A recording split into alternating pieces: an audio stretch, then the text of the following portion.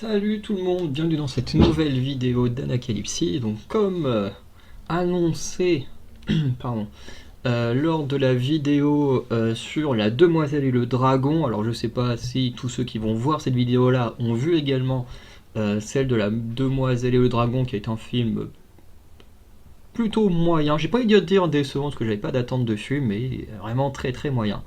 Euh, Mais on n'est pas là pour parler de ça, mais j'avais annoncé que les prochaines séries dont on parlerait sur cette chaîne, c'est NCIS Sydney, la saison 1, alors qui techniquement est sortie en 2023 aux États-Unis, mais en France, c'est sorti en 2024 sur la plateforme Paramount Plus, si j'ai bonne mémoire. Euh, et du coup, ce que je vais faire ici, c'est qu'à chaque fois, je vais regarder un épisode et tout de suite enregistrer ce qui s'est passé plus ou moins pendant l'épisode et tout ça. Euh, voilà, et puis en termes d'imagerie, ce sera un peu comme quand je faisais des vidéos autour de mercredi, tout ça, voilà. Je mettrai en fonction du temps un certain nombre d'images pour imager un peu ce qui s'est passé durant l'épisode, et puis voilà. Euh, du coup, Avatar, on en parlera plus tard, parce que du coup, pour vous expliquer comment je travaille, c'est que je ne peux pas visionner. Alors, un film, c'est moins dérangeant, mais globalement, je ne peux pas commencer une nouvelle série tant que j'ai pas fini celle sur laquelle je suis, ou du moins la saison sur laquelle je suis. Et du coup, en ce moment, j'étais en train de me faire la saison 1 de NCIS à la Nouvelle-Orléans. Et bah du coup, je me voyais mal commencer NCIS Sydney ou Avatar, alors que j'étais en plein milieu d'NCIS à la Nouvelle-Orléans. Du coup, j'ai fini de visionner la première saison dans mon coin, euh, avant de, bah, là où je vous parle, débuter NCIS à Sydney. Et une fois que j'aurai fini cette saison 1 de NCIS à Sydney et que j'aurai enregistré tous les épisodes, bah, du coup j'attaquerai Avatar pendant que vous voyez ces vidéos sur NCIS à Sydney. Donc j'espère que vous aimez bien quand même l'univers de NCIS parce que bah, avec moi vous allez en bouffer. Alors de toute façon si vous aimez pas vous n'avez pas à cliquer sur la vidéo. Voilà, surtout pour ceux qui aiment, mais voilà, je préfère le dire parce que je me suis fait tout NCIS enquête spéciale à part la dernière saison, parce que pour l'instant elle est que en VO, enfin VO, VOS, TFR. Je me suis fait tout NCIS Hawaii sauf la saison 3 pour les mêmes raisons. Là, je suis en train de me faire tout NCIS à Nouvelle-Orléans, même si là, bah, je vais faire une petite pause pour regarder NCIS Sydney et Avatar, le dernier maître de l'air, pour vous faire des vidéos. Et quand j'aurai fini NCIS Nouvelle-Orléans, j'attaquerai NCIS Los Angeles. Tout ça pour mon plaisir, parce que c'est un des univers cinématographiques que j'aime le plus. Enfin, du moins, séritographique, si on peut dire ça comme ça. Parce que techniquement, c'est pas vraiment du cinéma, c'est plus de la série, mais bon.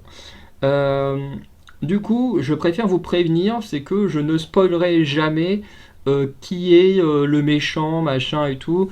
Je vous donnerai des petits détails de ce qui se passe dans l'épisode, mais à chaque fois que je parlerai d'NCIS ou de séries qui parlent de meurtre, soit dans certains cas, il y aura une mention spoiler. Je peux penser à la série The Alienist, où cette série, c'est une série un peu d'enquête où un aliéniste enquête sur plusieurs crimes perpétués par une seule et même personne, et du coup, on a le reveal qu'à la toute fin de la saison. À part pour la saison 2 où le montage est un peu différent.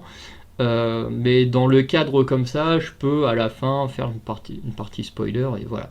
Par contre, dans NCIS, où en général tu as un tueur par épisode, ou parfois tu as plusieurs épisodes où tu as des spin-offs, et du coup, bah voilà, le tueur apparaît beaucoup plus tard, ou des fois on le connaît, mais du coup, l'épisode suivant c'est plus la traque du tueur, ou des trucs comme ça. Bref, je verrai comment j'adapterai mon propos sur ces épisodes-là. Mais en tout cas, j'éviterai de trop spoiler certains détails pour que ben, ceux qui n'ont pas vu l'épisode puissent quand même aller checker. Même si, bah, par exemple, le jour où je passerai à NCIS classique, parce que je fais pas le NCIS classique pour l'instant, parce que je sais que le Dala Calypsy est un grand fan aussi, donc c'est sûrement des vidéos qu'on fera ensemble. Et bon, bah, la saison 1 par exemple, qui date de plus de 20 ans, bon, là on n'est plus vraiment sur du spoil hein, quand il y a 20 ans. Mais pour là, cette saison-là, qui vient tout juste de sortir, ou quand on fera la saison 21 de NCIS ou la saison 3 d'NCIS Hawaii, comme ce sont des séries très très récentes, là je ferai un peu plus attention. Pour les séries beaucoup plus anciennes, ou comme Los Angeles ou Nouvelle-Orléans, qui sont des séries terminées, qui ne sont plus en cours comme les autres. Voilà. Donc je suis désolé, l'intro est un peu longue, mais voilà, je suis tellement content d'en parler que voilà, je pars un peu dans tous les sens avec cet univers que j'adore. Donc NCIS Sydney, le premier épisode, qui fut un très bon épisode, déjà parce que je me suis déjà attaché à certains personnages. Ce qui n'est pas toujours évident pour moi quand je regarde NCIS. Par exemple, quand j'ai vu la première saison de NCIS Enquête Spéciale, j'ai adoré Gibbs, Dinozzo et tout, mais après j'étais enfant, parce que faut bien mettre au clair, NCIS Enquête Spéciale, quand je regardais, j'étais enfant, et puis j'ai continué de grandir avec la série. Voilà. Donc pour moi, j'ai eu un attachement particulier, et puis vous verrez, je pense qu'avec le temps, je ferai des petites tier lists ou des trucs comme ça, des meilleurs persos d'NCIS de l'univers en entier. Et forcément, ceux d'enquête spéciale auront un peu plus de poids parce que c'est avec eux que j'ai grandi et du coup ils ont une valeur particulière dans mon cœur. Et d'ailleurs, le jour où je regarderai la saison 21 avec l'hommage à Ducky, je peux déjà vous assurer que je vais chialer devant. Voilà, parce que quand on grandit avec un homme et que dans nos écrans et puis qu'il décède, c'est toujours hyper triste. Mais du coup, je m'étais attaché assez facilement à certains passages de NCIS Enquête Spéciale.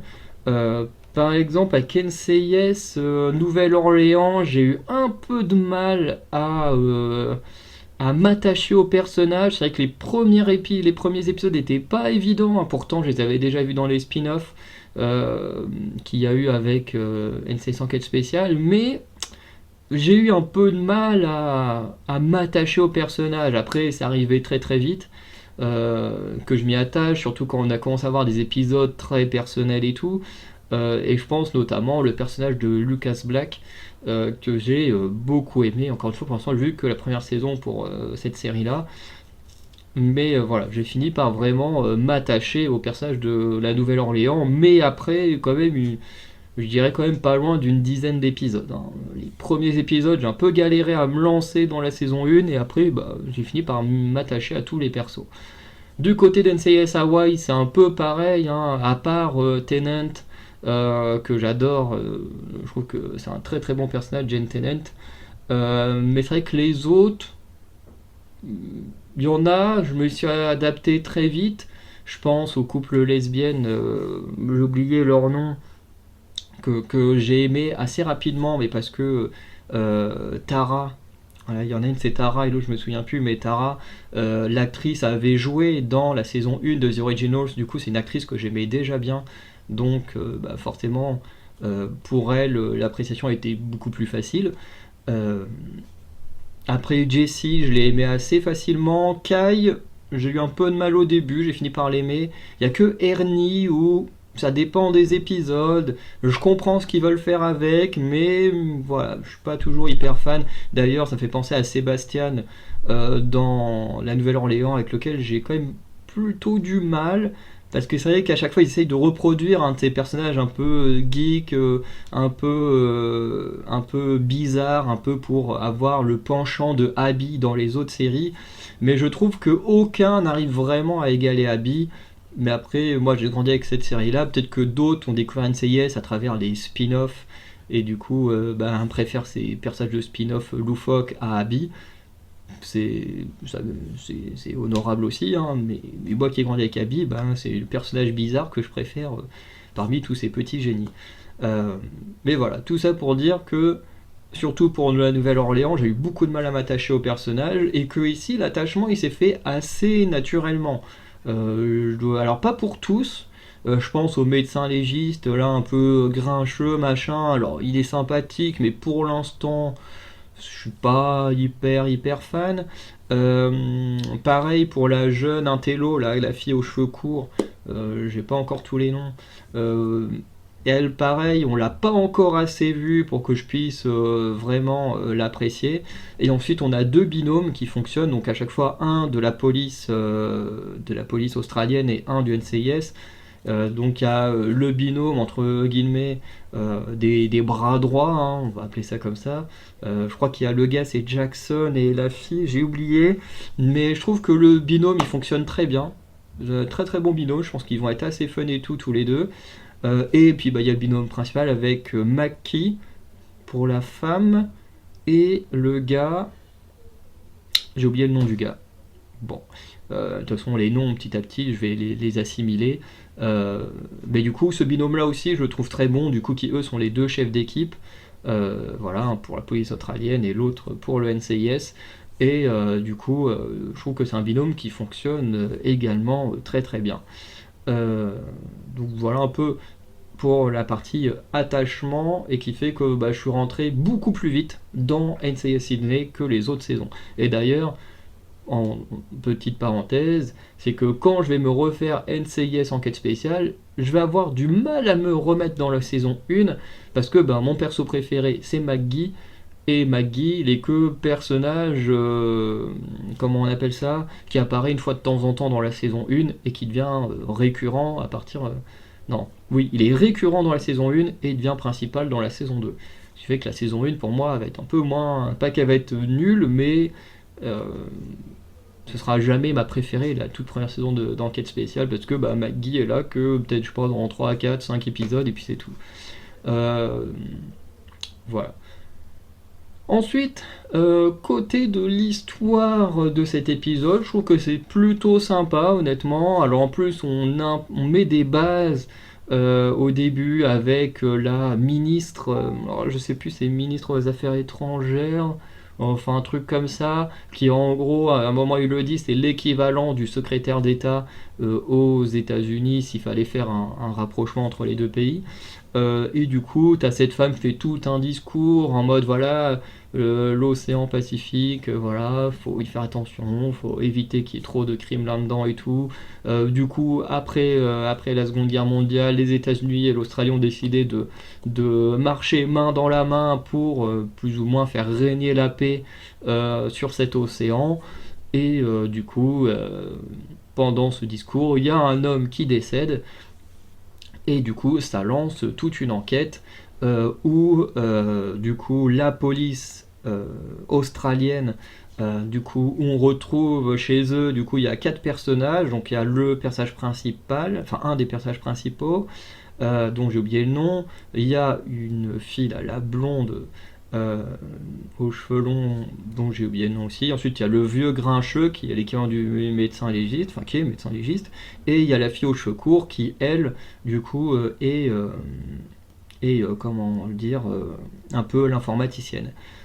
Et de l'autre côté, il y a le NCIS qui s'intègre à l'histoire avec bah, du coup Mackie, qui est la chef d'équipe du NCIS et qui du coup est accompagnée de Jackson, si je ne me trompe pas sur son nom, qui du coup, eux, vont devoir tous collaborer, puisque le mort, en gros, est décédé dans le port de Sydney, donc techniquement au niveau d'une base militaire, parce que du coup c'est pas le port, genre le port civil, mais plus un port naval. Du coup, techniquement, c'est à eux d'enquêter dessus, mais le mec, au moment où il est mort, il était sur le sous-marin, et ensuite son corps a glissé dans l'eau. Donc, techniquement, il est mort sur le sous-marin, qui est considéré comme territoire américain. Enfin bref, c'est un bordel, donc les deux équipes sont obligées de travailler ensemble. Et au début, c'est compliqué, surtout pour les deux chefs d'équipe. Pour ce qui est de leur bras droit, si on peut dire ça comme ça, eux deux, au début, c'est compliqué. Non, les deux chefs d'équipe au début, c'est compliqué. Leur bras droit au début, même tout le temps, ça se passe plutôt bien. Je trouve que les deux, ils s'adaptent assez bien. On voit un petit peu Sydney, on voit la baie, la plage et tout, qui est magnifique. Et tout, et les deux font un peu connaissance. Et on a notre binôme, parce que globalement, ça fonctionne par binôme. Et ensuite, tu as le médecin légiste et l'informaticienne qui eux fonctionnent ensemble, et un peu comme Sébastien et merde, comment elle s'appelle, j'ai oublié son nom. Mais t'as Sébastien et la médecin légiste de Nouvelle-Orléans, bref, qui travaillent beaucoup ensemble, ou comme Jimmy qui travaille beaucoup avec.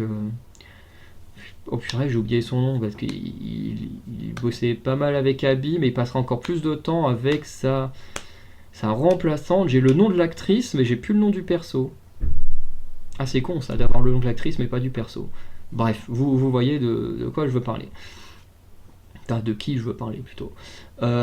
Et du coup, voilà, ça fonctionne comme ça, on découpe petit à petit les binômes. Le premier mort, l'épisode il s'appelle Radiation mortelle, donc on apprend que le premier perso est mort à cause de radiation.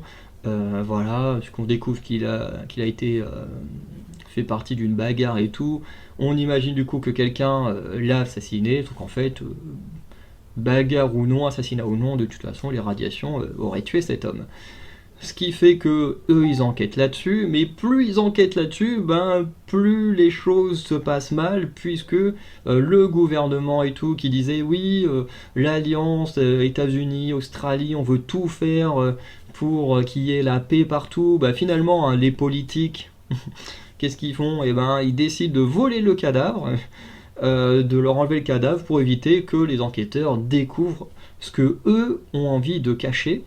Voilà, sauf que bien sûr, les héros vont pas obéir, vont continuer à enquêter, ils vont même voler eux-mêmes un second cadavre qu'ils vont trouver. Ce qui va faire que ils vont être écartés, hein, les deux chefs d'équipe vont être plus ou moins virés. Alors, je sais pas, enfin, j'allais dire je sais pas. Si, globalement, c'est pas dit clairement qu'ils sont virés, mais globalement, ils reçoivent une menace je crois que c'est un colonel ou juste un politicien, j'ai oublié son titre, mais je sais que lui, c'est le côté américain, voilà, qui globalement leur dit hop, vos carrières, hop, c'est fini. Il leur dit pas comme ça, mais c'est clairement sous-entendu. Et au final, l'informaticienne va quand même trouver un petit truc qui fait que ils vont à nouveau désobéir et plus ou moins déjouer les plans des méchants entre guillemets, mais pas entièrement. Voilà. Juste pour dire, ils vont les combattre, mais ils vont pas réussir à choper tout le monde. Il y a des personnes qui vont fuir, des personnes qui vont se faire avoir, et puis voilà. Ce qui fait que l'épisode, c'est un peu, il y aura sûrement un fil rouge, comme bien souvent dans certains épisodes de NCIS, ou même dans Enquête spéciale, des fois les fils rouges sont très longs, parce que des fois tu peux avoir un problème qui survient avec quelqu'un, avoir 5-6 épisodes qui n'ont rien à voir, revenir sur l'ancien truc, ça arrive souvent dans NCIS Enquête spéciale. Voilà, ou des fois tu peux revenir 3-4 saisons après sur un truc qui s'est passé avant, bon ça c'est beaucoup plus rare mais ça arrive aussi. Bref. Et là du coup forcément parmi les ennemis qu'il y a eu, il y en a forcément qui vont réapparaître parmi, je crois qu'il y a 6 ou 8 épisodes, 8 épisodes. Donc en plus en sachant que le dernier épisode a un nom, je ne donnerai pas le nom parce que sinon ça pourrait vous spoiler, mais un nom qui semble dire que une personne de cet épisode parmi les antagonistes devrait réapparaître dans le dernier épisode. Bref. Du coup, au final, malgré le fait qu'ils aient désobéi, mais quand même réussi à déjouer les plans de leurs adversaires, du coup, le gouvernement américain, notamment, on a le supérieur de Mackie qui est en gros le gars qui dirige le NCIS de l'Asie du Sud-Ouest, je crois qu'il y a un truc comme ça. Bon, de toute façon, c'est plus logique puisque l'Australie est dans le sud-ouest de l'Asie. Voilà, donc le mec qui gère ça et en gros qui dit bon voilà, vous allez très bien travailler. En plus c'est marrant parce que le gars il fait oui, en plus je travaille avec Mackie, moi j'ai beaucoup travaillé avec, je sais que c'est pas facile de travailler avec. Au début l'Australien il est en mode non mais ça l'a fait et tout, et dès que le gars dit bon super, maintenant vous allez faire équipe ensemble, et là il fait l'Australien est en mode ah non finalement ça s'est très mal passé machin. On sent que honnêtement je sens la romance entre les deux. Hein, ils n'ont pas connu les règles de Gibbs, mais ça sent la romance entre eux deux. Je dis ça comme ça, j'ai vu que le premier épisode, mais soit eux, soit leur bras droit, mais je sens qu'il peut y avoir une petite romance à un moment dans l'équipe. Euh, et voilà, et ce qui fait que du coup, tous ceux qui ont aidé à déjouer le plan de l'ennemi, du coup, vont se retrouver à former une équipe tous ensemble. Euh, voilà, et d'ailleurs McKee le dit à la fin qui sera NCIS Sydney. Donc à mon avis, ils vont sûrement avoir un local, un truc comme ça qu'on découvrira dans l'épisode suivant. Donc honnêtement, premier épisode vraiment, vraiment pas mal, hein. Franchement, j'ai bien aimé, je suis bien rentré dedans, donc c'était très très cool. Euh, J'aimerais revenir sur quelques petits détails qui personnellement, alors il y en a un qui m'a dérangé, le reste, soit c'est anecdote, non, deux choses qui m'ont dérangé, et le reste c'est plutôt des petits détails positifs ou en rapport aux autres spin-offs ou la série de base. Deux choses qui me dérangent un peu, déjà c'est le nom de l'héroïne. Alors, j'ai aucun problème avec les gens qui s'appellent McKee, mais en fait ce qui est un peu dérangeant, c'est en fait que c'est quasiment la même chose que McKee, c'est quasiment la même chose, et je me dis quand même les gars, vous avez que, attends, il y a NC Enquête spéciale, Los Angeles, Nouvelle-Orléans, Hawaï, Sydney. Bon, il y aura bientôt NCIS Origins, peut-être un spin-off sur Ziva et Tony, mais bon, celui-là, on ne sait pas encore. En tout cas, il y aura NCIS Origins. C'est-à-dire que pour l'instant, il n'y a que 5 spin-offs, un sixième à venir. Mais sur les 5 spin-offs, je veux dire, il n'y a pas non plus énormément de personnages. À chaque fois, dans les équipes, tu as toujours le chef d'équipe, tu as toujours 2 à 3 enquêteurs avec, même si j'ai vu que dans Nouvelle-Orléans, il y allait avoir des nouveaux membres petit à petit, dont Charles Michael Davis, qui a joué dans The Originals aussi, que j'aime énormément. Ça, j'ai très hâte de le voir. Mais en général, tu as le chef d'équipe, tu as 2-3 enquêteurs avec, donc on arrive à 3-4 persos, toujours un médecin légiste, un personnage qui est plus analyste. Donc en général, on tourne autour de 6-7 personnages. Des fois c'est un peu plus, des fois c'est un peu moins, des fois il y a des associations, par exemple dans NCIS Hawaii, tu as l'association avec le FBI, avec la copine de Tara. Ici, bah, du coup, il y a le mélange entre les deux pays. Bref, à la fin de NCS Nouvelle-Orléans, la fin de la saison 1, tu as une fille de l'ATF qui rejoint l'équipe. Enfin bref, il y a pas mal d'associations comme ça. Où je sais que dans Hawaï, il y a un gars de NCS Nouvelle-Orléans, pas Nouvelle-Orléans, mais Los Angeles, qui va rejoindre l'équipe d'Hawaï. Enfin bref. Euh, du coup, il y a toujours pas mal de petites associations. Mais en général, les persos principaux sont toujours au nombre de 6-7. Toujours dans cette tranche-là, même si Nouvelle-Orléans, au début, ils étaient... Ah bah si, ils étaient quand même un petit nombre. Ça fait 3, 2, ouais, plus Patton, ouais, si, ils étaient quand même 6. 7 avec la nouvelle de l'ATF, qui est d'ailleurs très très bien amené un peu, c'est un peu après ce qu'ils ont fait avec Hayden Parker pour remplacer Gibbs, c'était plutôt mal de faire ça comme ça.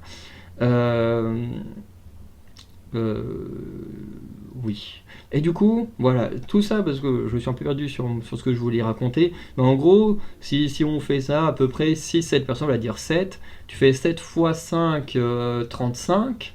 Donc tu dis t'as que 35 persos principaux environ. Parce que dans une session quête spéciale, on peut rajouter Vance. Voilà, on va dire t'as 36 persos principaux. Pour ce que moi je connais encore, parce que je sais qu'il y a encore des rajouts et tout, t'as des gens qui meurent, des gens qui apparaissent, enfin bref, toujours un gros bordel. Mais on va dire à 35 persos principaux, on va dire on peut aller jusqu'à 40, 45. Tu pourrais quand même varier les noms. Veut dire il y a des milliards de noms de famille qui a existé ou qui existent encore aujourd'hui. Euh, Avoir deux persos principaux, même si c'est pas la même série, qui ont quasiment le même nom, moi ça me dérange un peu. Ça m'empêche pas de kiffer le personnage de McKee, hein, franchement j'adore le perso. Euh, j'ai rien à redire sur l'écriture du personnage. Voilà, donc on apprend qu'elle est en cours martiale, qu'elle a déjà des petits bagages derrière qui sont assez difficiles et qu'on va sûrement découvrir avec le temps. De toute façon, souvent les chefs d'équipe ont toujours des bagages assez compliqués, que ce soit que ce soit Cassius Pride, que ce soit Gibbs, que ce soit Parker, que ce soit Tennant, ou même là avec McKee, ils ont tous des trucs, voilà, parce qu'il n'y a que du côté de Los Angeles où je connais pas encore énormément, mais ils ont tous un peu des casseroles qui se traînent, et ça c'est toujours hyper intéressant pour travailler le personnage par la suite. Et du coup, voilà, je préfère le dire, j'aime beaucoup le personnage, mais j'aurais préféré qu'il donne un autre nom de famille plutôt que l'appeler McKee, qui est quasiment la même chose que McGee. Deuxième chose que j'ai trouvé, alors c'était pas non plus trop dérangeant, parce que moi les génériques, je les saute à chaque fois, j'aime bien écouter une fois le générique pour voir ce qu'il vaut, et ensuite, au bout d'un moment, le générique, voilà, tu le passes, hein. Je veux dire, ouais. Tu regardes une série sans enquête spéciale, au bout de 21 saisons, bon, je pense que tu vas pas te taper le générique à chaque fois. En plus, je crois que là, ils ont annoncé le 1000e épisode. Alors, je sais pas si c'est le 1000e épisode en comptant tout l'univers de NCIS ou 1000e épisode en comptant que enquête spéciale. Mais franchement, on est arrivé sur du beaucoup d'épisodes. Après, j'aime bien le générique de Nouvelle-Orléans. J'aime bien la petite musique. En général, je l'écoute juste les 2-3 premières notes parce que j'aime bien chanter le bang bang bang bang. Enfin, je chante très mal, mais vous avez compris. Et ensuite, bon, moi, je saute le truc. Et ici, le générique, dans l'idée, visuellement, c'est pas trop mal. Et je trouve que c'est ce qu'ils devraient faire avec Hawaï, parce que Hawaï n'a pas vraiment de générique. Genre NCIS normal en a un, NCIS Nouvelle-Orléans il en a un, là Sydney qui est une nouvelle série il en a un, et NCIS Hawaï, t'as juste ils ont une petite musique, t'as la caméra qui passe au-dessus de la mer pour montrer Hawaï, et là le logo NCIS Hawaï, et il n'y a pas de générique, il n'y a pas les trucs comme avec tous les autres où tu vois les acteurs, enfin les personnages et tout. C'est pas du tout la même chose, donc je trouve ça un peu dommage pour Hawaï qu'il l'ait pas. Ici il y en a un, mais ce qui m'a dérangé c'est la musique. Si vous écoutez bien la musique, c'est un remix du générique de NCIS Enquête Spéciale. Je sais pas pourquoi ils ont fait ça, pourquoi ils sont pas cherché à faire un générique original. Euh, c'est bizarre. C'est bizarre. Tous les autres génériques, je parle pas de Los Angeles parce que j'ai juste regardé les épisodes qui faisaient suite à des spin-offs de soit Enquête Spéciale, soit Hawaï. Parce qu'il y a même un gros spin-off qui fait Enquête Spéciale, Hawaï, puis Los Angeles. Du coup, les rares épisodes que j'ai eu de Los Angeles, c'était comme ça. Du coup, je me souviens pas s'il y avait un générique ou pas. Mais je pense qu'il y en a un. Mais à chaque fois, ils ont tous des trucs différents. Et là, tu sais pas pourquoi, ils ont repris exactement la même musique qu'Enquête Spéciale, mais revisitée. Et si vous regardez pas mes vidéos sur la musique, vous allez apprendre maintenant que je déteste les remixes. Voilà. J'aime bien quand on retravaille les musiques de manière acoustique, de manière rock'n'roll, parce que j'aime beaucoup entendre les instruments. Par contre, quand on revisite une musique en version remix, DJ, tout ça, électro, non, ça je peux pas, j'aime pas. Donc là, le générique, honnêtement, pour moi, c'est un gros bémol. Après, je l'ai vu qu'une fois parce que pour le voir, je le regarderai pas d'autres fois, et même les génériques que j'aime bien quand c'est Nouvelle-Orléans, je le regarde pas à chaque fois non plus. Mais voilà, quand même déçu qu'ils aient pas fait une musique originale pour le générique, surtout qu'après dans l'épisode la musique est bien travaillée, genre sur les scènes d'action et tout ça. Je peux pas trop préciser de trucs. À un moment ils sont au niveau d'un port où il y a plein de containers et tout, et là t'as une musique vraiment qui est très très bonne, là, qui accompagne bien l'action et tout, et je me dis pourquoi est-ce que là ils ont su bien travailler la musique et que pour le générique ils en ont été incapables. Je comprends pas pourquoi, mais bon, c'est comme ça. Après on va pas non plus leur en vouloir, ils ont fait du très bon travail sur l'épisode alors qu'ils aient un peu raté le générique. Voilà, c'est pas très très grave. Ensuite, sur les bons points, pareil, je vais venir sur deux choses. Le premier, c'est que il y a un très très gros travail sur la mise en scène et le montage qu'il n'y a pas dans les autres séries NCIS. Ce que je veux dire, c'est qu'en général, les autres séries NCIS, c'est filmé de manière assez classique. C'est tu poses des plans, des fois tu peux avoir des petits travelling ou des choses comme ça, mais en général, c'est assez simple. Euh, à part quand il y a de l'action, c'est un peu plus dynamique et tout, mais on est quand même sur du cadrage et du montage assez simple. Alors que là, dans cette série, on cherche à faire un peu plus, à travailler le montage. Je pense à 3 scènes en particulier. Il y a une scène avec la fille aux cheveux courts où à un moment donné, t'es même surpris. Enfin, moi, souvent, je me suis dit, oula, pourquoi il me regarde? Je comprends pas là ce qui se passe. Et en fait, elle est devant son écran pour donner des infos, oui, donner des infos qui sont sur l'écran. Et en fait, elle regarde l'écran, sauf que la caméra est juste devant elle. Et du coup, c'est comme si elle faisait une face cam, comme si elle nous racontait directement, comme si on était impliqué dans l'affaire. Et ça peut perturber, moi ça m'a un peu perturbé parce que je m'attends pas à du cassage du quatrième mur dans NCIS, je veux dire, oui. Bon après ça n'en est pas réellement, mais ça revient quasiment au même parce que le facecam là, il était un peu, oula, ça m'a fait un peu bizarre. Mais j'ai trouvé ça intelligent, on tente des choses et c'est pas plus mal toujours avec ce personnage, voilà, je ferai l'effort au moins d'apprendre les noms des personnages pour l'épisode suivant.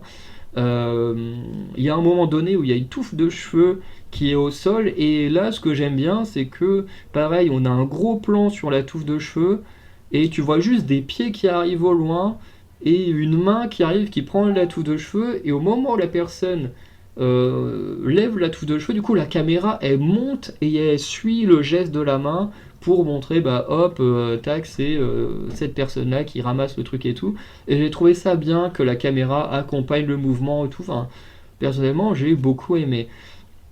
Et pareil en termes de montage, c'est que NCIS a toujours un montage assez linéaire, c'est à dire que il se passe toujours une action et ensuite on passe à une autre, et ensuite on passe à une autre, et ensuite on passe à une autre, enfin plutôt on passe d'une scène à une autre et tout. Là, ce que j'ai beaucoup aimé, c'est que, en gros, il y a un moment donné où, je crois que c'est le moment où le premier cadavre est volé par leur supérieur, ou non, c'est peut-être, si, je crois que c'est vers ce moment-là. Et en fait, d'un côté, t'as l'Australien qui est avec sa supérieure, t'as Mackie qui est avec son supérieur, et du coup, tous les deux sont en train de plus ou moins se faire menacer, machin. Faites attention à ce que vous faites, les trucs sont classés, machin. Si vous continuez à trop creuser là où vous ne devriez pas, ce sera la fin de vos carrières et tout. Il y a un moment où c'est comme ça, mais au lieu que genre on voit d'abord Mackie et ensuite l'Australien, et là en fait on voit les deux quasiment en même temps, c'est-à-dire que tu vois un petit échange avec l'un, paf, tu passes un petit échange avec l'autre, et ensuite tu reviens sur l'un, et ensuite tu reviens sur l'autre, parce que le discours, bien qu'il soit un tout petit peu différent, parce que d'un côté tu as le côté américain, de l'autre côté tu as le côté australien, donc les deux pays se défendent un peu sur leur truc à eux, mais le propos, le fond est exactement le même.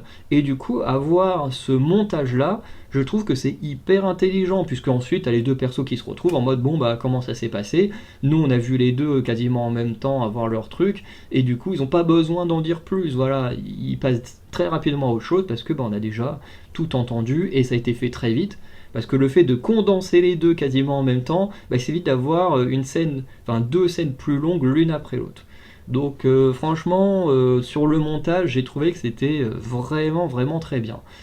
Euh, j'ai aussi envie de revenir très très vite sur le casting, puisque l'Australien, là, le chef d'équipe australien, j'ai oublié son nom, est joué par Todd Lazance, que j'aime beaucoup. Parce que je l'ai vu dans Vampire Diaries, et c'est assez marrant parce que sur les 5 spin-offs, enfin sur les 4 spin-offs qui existent, il y a quand même 3 avec des anciens acteurs de l'univers Vampire Diaries, et c'est génial. Parce que Todd Lazance, il jouait Julian, le copain de Lee Salvatore, qui était un des antagonistes de la saison 7 de Vampire Diaries. Et là, le voir en tant que gentil, c'est cool, parce que du coup, je l'aurais connu en méchant. Là, je le connais en gentil, et je trouve ça plutôt sympa. Comme Tara, que j'avais connue en méchante dans la saison 2 The Originals, et qui est passée en agent de NCIS dans Hawaï. Et pour l'instant, Charles Michael Davis qui joue Marcel Gérard dans les 4-5 saisons de The Originals. Bah lui, j'ai pas encore vu ce qu'il donne, mais j'ai trop hâte, parce que c'est un des persos préférés de l'univers Vampire Diaries.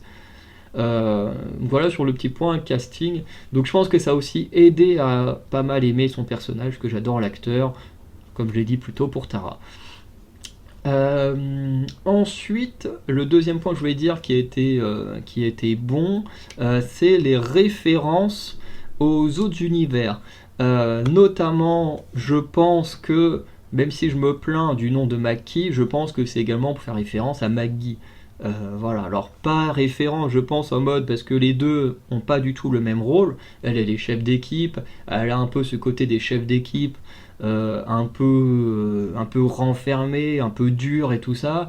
Donc pas du tout le caractère de Maggie, mais je pense que dans le nom, la connotation, ils ont voulu faire une petite ref, parce que sinon, encore une fois, comme je disais, il y a des millions et des millions de noms de famille, d'où t'en choisis un qui est quasiment le même qu'un des personnages principaux de ton univers.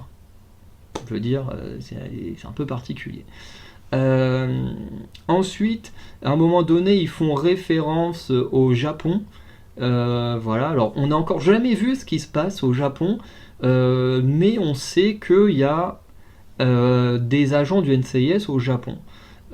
Puisque quand on regarde NCIS Hawaii, il y a un personnage, je me demande si c'est pas Tara, mais j'en suis pas sûr que ce soit Tara, mais il y a un des personnages dont son père travaille au Japon.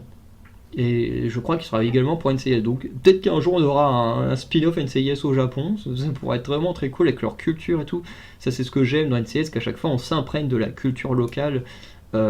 Et du coup ça apporte vraiment quelque chose au spin-off, quoi.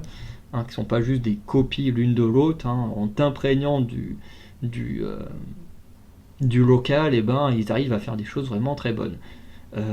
Voilà, même si une enquête en soi, bah, ça se produit tout le temps de la même manière, mais ils arrivent à chaque fois à faire des trucs très bonnes grâce au lieu où ils vont.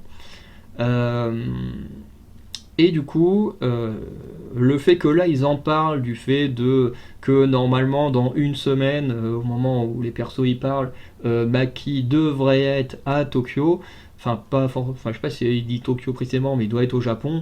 Et ben ça fait référence au fait que il y a de la famille d'un des persos d'Ensei Sawai qui se trouve là-bas au Japon. Donc peut-être qu'un jour on va découvrir ce fameux NCIS au Japon, ou peut-être qu'on va retrouver l'agent secret, hein, peut-être qu'il fera une petite apparition ici, puisque on a un agent secret.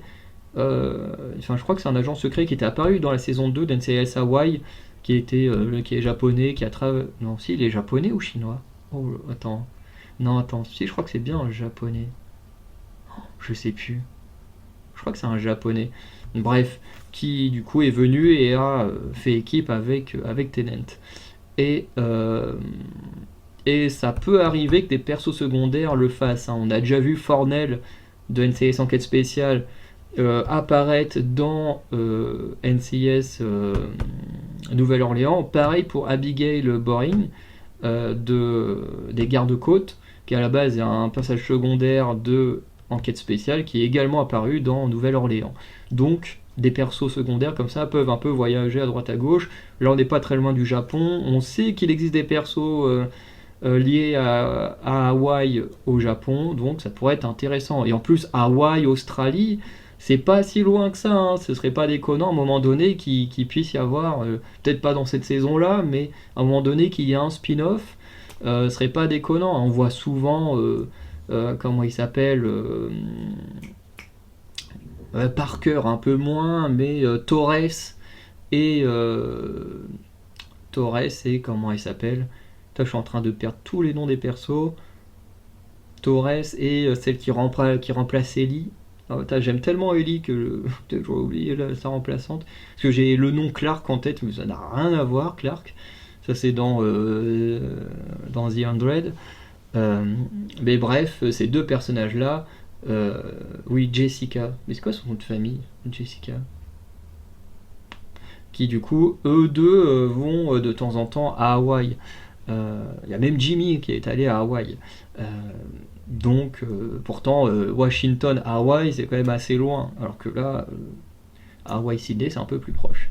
Et surtout la meilleure ref qu'il y ait eu, c'est forcément quand le supérieur de Maki apparaît en visio. Ah non, avant, juste un autre, c'est Jackson, le bras droit de Maki, qui du coup va dire qu'avant d'avoir rejoint la NCIS, il était au JAG. Et ça c'est hyper intéressant, puisque notamment Gibbs venait de la série télé Le JAG, puisqu'à la base NCIS est un spin-off du JAG. Enfin, je sais pas trop si c'était un spin-off, mais en tout cas, les personnages comme Gibbs venaient du JAG, et ensuite il y a eu NCIS et tout ça. Et d'ailleurs, dans NCIS, c'est arrivé de temps en temps que des persos du JAG apparaissent, que le JAG soit mentionné et tout. Donc là, on a un perso qui vient du JAG, donc qui fait référence à des éléments qu'on connaît déjà dans NCIS Enquête Spéciale, et qui est également la série qui a mené à tout cet univers de NCIS. Donc ça, j'ai trouvé ça plutôt pas mal. Mais pour revenir au supérieur de Maki quand il apparaît en visio, qui fait la meilleure référence, et ben c'est la référence à Léon Vance. Et oui, parce que le gars il va dire oui, moi je crois en toi, machin, et puis il dit même Vance croit en toi, un truc comme ça, pour gérer l'équipe là-bas. Donc déjà, tu te dis, c'est carrément le big boss du NCIS qui croit en toi, c'est un truc de dingue. Donc ce qui donne encore un peu plus de consistance au personnage, de se dire que même Vance a l'air de la connaître et tout, et qu'en plus même lui, il est ok pour qu'elle gère une équipe à Sydney et tout. Donc voilà, quand j'ai entendu le nom de Vance, j'étais oh, trop bien. Voilà, c'est juste le nom qui est prononcé, mais c'est trop cool. Bref. Voilà. Du coup, je suis désolé, la vidéo est très très longue. Mais en même temps, c'est vrai que j'ai beaucoup divagué, fait beaucoup de rapports aux autres séries, parce que forcément, on peut pas s'empêcher de comparer. Bon, après là, c'est des comparaisons quand même plutôt cool. S'il y a les transitions dont j'ai pas parlé, qui sont très importantes dans NCIS, qui ont toujours des transitions particulières, ici je les aime bien. Je vais pas comparer tout de suite aux autres, sinon la vidéo va être beaucoup plus longue, mais j'aime bien. Genre c'est un côté, paf, un petit fond, un petit stop noir, enfin en noir et blanc comme dans NCIS Enquête Spéciale. Sauf qu'au lieu que ça fasse une coupure et qu'on revienne sur un autre truc en noir et blanc et qu'ensuite on relance l'action, ici ça fait ça et ensuite ça fait un petit truc de brouillage, un peu comme si il y avait un piratage et hop là on repart sur un truc en noir et blanc avant de relancer l'action. Je trouve que c'est plutôt pas mal, c'est une bonne idée, comme ça chaque spin-off a vraiment son truc particulier là-dessus. Donc ça c'est bien. Donc voilà, je vais quand même conclure la vidéo parce que là elle est vraiment très très longue, elle est même plus longue que l'épisode en lui-même. Voilà, donc ce premier épisode de NCIS Sydney qui se nommait Radiation Mortelle est un très bon épisode, très bonne découverte, beaucoup de choses bonnes à dire, hein, très peu de défauts. Hein. Voilà, le seul défaut c'est la musique dans le générique et que j'aurais aimé qu'ils trouvent un meilleur nom que juste un qui est quasiment le même qu'un des persos principaux de l'univers. Mais voilà, à part ça, j'ai rien de trouvé de mauvais. Au contraire, beaucoup de tentatives, de choses bien faites et tout, donc très très bon épisode. Donc n'hésitez pas à dire ce que vous avez pensé de cet épisode si vous l'avez vu, sinon on s'est dit à très bientôt pour de nouvelles vidéos, avec notamment l'épisode 2. Allez, ciao tout le monde.